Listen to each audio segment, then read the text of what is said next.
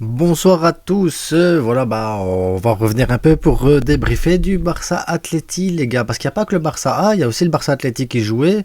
Juste après, justement, le Barça A, ça commence à 9h30. Il jouait aujourd'hui contre Logrones. Logrones ou Logrones ou Logroñes. Je ne sais pas exactement comment il faut le dire. Bon, c'est rien. Voilà, ça permet aussi de voir un peu les jeunes les jeunes du Barça, voir comment ça joue et tout ça, voir un peu comment Rafa il fait son équipe, comment ils font évoluer certains jeunes. Ça permet de voir certaines choses intéressantes aussi. Après, c'est pas facile d'être entraîneur du Barça B parce que il y a beaucoup de changements entre les jeunes qui partent dans les halles, les jeunes qui sont transférés ailleurs parce qu'ils ont trouvé une place. Voilà, on pense à Shadi Riyad, et on pense à des tas d'autres, mais là à minuit, j'ai pas l'esprit à réfléchir à tout ça, donc voilà. Mais c'est pas facile, ça veut dire qu'il recommence avec une nouvelle équipe, avec des nouveaux joueurs, il faut de nouveaux automatismes et tout ça. Donc voilà, tu peux pardonner certaines errances à certains moments. Voilà, parce que l'équipe ici aujourd'hui, c'était Vidal, Forte qui était déjà là la saison passée, Pelayo, Cortés, Martin, Moa aussi, capitaine qui était déjà passé, Bernal, Garrido qu'on connaît aussi, Pocho, Perkan et Pau Victor qu'on connaît aussi. Après les autres, peut-être qu'ils étaient là la saison passée, mais voilà, j'ai pas assez de recul sur le Barça Athletic pour vous dire tel ou tel joueur était là, tel joueur venait du Barça, est revenu, ou il vient de la B, ou il a été acheté à tel endroit, ou tel. J'ai pas assez de recul, mais voilà, ça permet de me voir. C'est pour ça aussi que je veux voir le Barça Athletic. Donc cette saison-ci, ça va être la première saison où je vais vraiment faire des débriefs du Barça Athletic quand c'est possible, parce que ce sera pas toujours possible non plus.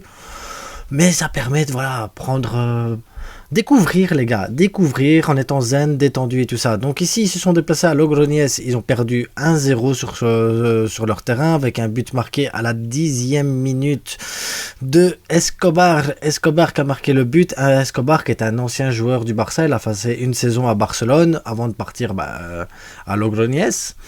Et voilà, petit but, mais après le Barça Athletic, moi c'est ça que j'ai envie de retenir, c'est parce que je vais pas les regarder pour savoir est-ce qu'ils vont passer en D2 et tout ça, même si ce serait bien, hein.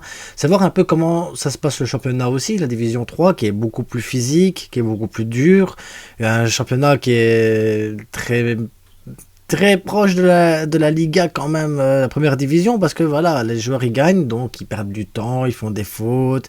C'est pas spécialement agréable à regarder à chaque fois parce que tu as envie de t'énerver. Tu te dis, mais pourquoi là? Pourquoi encore une faute? Pourquoi? En plus, il n'y a pas des ramasseurs de balles tous les 5 mètres comme dans la D1, donc ils dégagent la balle un peu plus loin. La balle elle met 3 heures pour revenir. C'est un autre monde, c'est une autre ambiance, c'est autre chose, mais après, c'est agréable parce que tu vois vraiment que le Barça de Rafa essaye de faire les mêmes choses que le Barça de Xavi. Ça veut dire, tu joues à la balle, tu gardes la possession, tu sors proprement balle au pied, le gardien, ça passe par les défenseurs, ça écarte. Par contre, le truc que je remarque plus avec le Barça Athletic que je ne vois pas avec le Barça de Xavi ici, donc le Barça de Rafa par rapport au Barça de Xavi, on va comparer un petit peu, c'est que Rafa il demande quand même à aller chercher un peu plus la profondeur sur les ailes, que on ne trouve pas ça dans l'équipe 1. C'est beaucoup de fois, tu vois la balle qui démarre, ça écarte sur le côté, après ça revient dans l'axe, et après, à un moment donné, ça écarte directement pour jouer la profondeur sur les côtés, et qu'après, ça centre, ou ça revient en retrait, et tout ça, mais je vois plus souvent de ballons plus latéral, enfin, plus en profondeur, comme ça, il y a plus de profondeur, ils vont chercher un peu plus la profondeur que les A. Maintenant, est-ce que c'est sur ce match-là uniquement? Est-ce que ça va être ça à chaque fois? Je ne sais pas. Mais voilà, maintenant, il y a un autre truc aussi que j'ai remarqué, c'est qu'à mon avis, le Barça B regarde le Barça A avant de jouer. Parce que Hector Forte, il a dû voir que son concurrent direct chez les A, c'est Sergi Roberto, puisque Dest, il est parti. Et à mon avis, il se dit, si Cancelo, il vient pas, il y a moyen de faire quelque chose. Parce que Hector Forte a fait un gros match sur le côté droit aujourd'hui. Moi j'ai trouvé du moins qu'il avait fait un gros match sur le côté droit et qu'il était quand même assez intéressant dans ses montées de balles, dans ses replis défensifs, dans sa manière de défendre et tout ça. On voit qu'il par rapport à l'année passée, je sens qu'il a pris un peu plus de confiance en lui, ce joueur-là. Parce que j'avais déjà vu 2-3 matchs la saison passée de Forte et j'avais pas trouvé très bon. Ici je l'ai trouvé quand même assez pas mal. Maintenant, on sent aussi que Casado il est pas là parce que voilà, c'était Moa qui était à la place de Casado réellement a joué pour essayer de redistribuer les ballons, mais comme Moa était un peu plus bas, t'avais personne qui était un peu plus haut pour dire d'aller rechercher plus souvent les attaquants, donc il y avait moins de percussion aussi au milieu de terrain, il y avait moins de créativité au milieu de terrain, que je pense que si Casado avait été là, ça aurait été autre chose. Pareil pour Astralaga qui lui est le buteur, ben, ça a senti qu'il manquait vraiment un buteur aussi, parce que le numéro 9 que j'ai vu aujourd'hui, je sais plus son nom, c'était pas, voilà, c'était pas top top. Maintenant, ben, il faut encore trouver les automatismes, il faut encore travailler, il faut encore qu'il joue, parce que c'est un premier match aussi. C'est pas évident, et comme je l'ai dit, Rafa, bah, il se retrouve avec des nouveaux joueurs, avec une nouvelle équipe, une nouvelle formation, donc il va falloir qu'ils retrouvent leurs habitudes et que ça joue au foot en fait. Hein. Maintenant, Garrido, moi de mon côté aujourd'hui, bah, m'a déçu, alors que la saison passée, je militais pour qu'il monte en A de temps en temps. Ici, je trouve qu'il a été plus que moyen sur ce match-là. Après, plus que moyen sur le match, sur ce que j'ai pu voir du match, parce que ben, voilà, le lien YouTube, c'est Barça Nation. Et la première mi-temps, elle a été coupée par des problèmes de diffusion. Donc ça a été compliqué la diffusion. Ça a été compliqué. Donc j'ai suivi mieux la deuxième mi-temps que la première.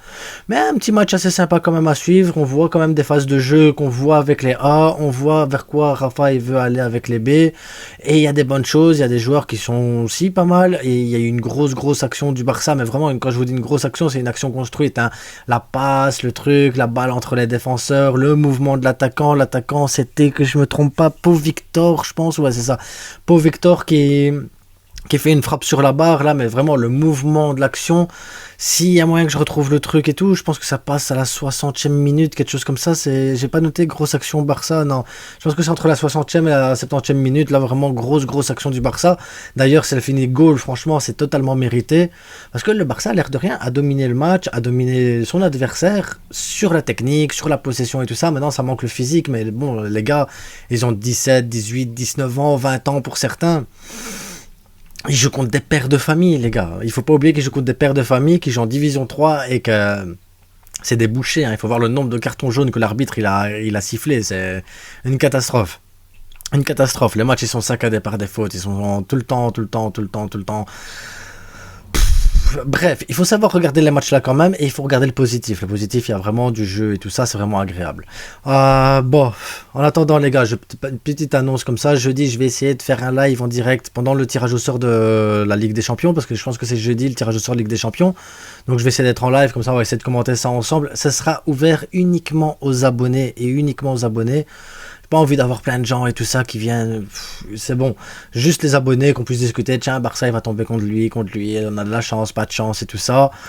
J'ai fait un live aussi en direct pendant tout le match du Barça ici contre Villarreal, franchement je me suis bien éclaté, bien amusé, donc s'il y en a qui veulent que je leur fasse, avec plaisir, parce que franchement je me suis vraiment bien amusé et c'était agréable comme tout à suivre. Si vous n'avez pas vu le débrief d'avant-match, d'après-match du Barça-Villarreal, je vous invite à aller le voir aussi directement. Et en attendant, les gars, merci à vous. Abonnez-vous, likez, partagez, parce que je prends beaucoup de plaisir avec vous sur YouTube, les gars. Et ça fait plaisir. Allez les gars, bonne nuit, parce que là il est passé minuit les gars, il est passé minuit, donc je vous souhaite à tous une bonne nuit, et on se retrouve demain peut-être, on va regarder demain ce qu'on va parler de Villarreal. Je sais pas si je vais parler du Villarreal, ou si je vais parler de Robert Lewandowski, si je vais parler de la formation de Xavi, les tactiques et tout ça, ce qui va pas, ce qu'il nous faut absolument avant la fin du mercato. Il y a plein de sujets intéressants sur lesquels on pourrait traiter avant justement la fin du mercato, avant l'arrivée de la Ligue des Champions, avant nous la bonne équipe, Ferran Torres, Lamine Yamal, Rafinha. Il y a vraiment beaucoup de choses sur lesquelles il y a moyen de faire des sujets de conversation et des sujets vraiment intéressants où on peut partager et échanger ensemble, parce que c'est ça le but aussi de YouTube les gars, c'est échanger. Dans les commentaires j'essaie de répondre au maximum de monde, j'essaie de liker le maximum de monde, j'essaie de partager un maximum d'idées et tout ça. Il y a des choses voilà qui vous plaisent pas, dites-le aussi en commentaire, comme ça me permettra aussi de m'améliorer, parce que le but aussi c'est de m'améliorer à un moment donné, de faire des choses de mieux en mieux les gars, parce que c'est ça l'idée, toujours aller vers quelque chose de mieux. En attendant, je vous l'ai déjà dit, mais bonne soirée à tous, bonne nuit, abonnez-vous, likez, partagez, et n'oubliez pas, c'est que du foot. Foot.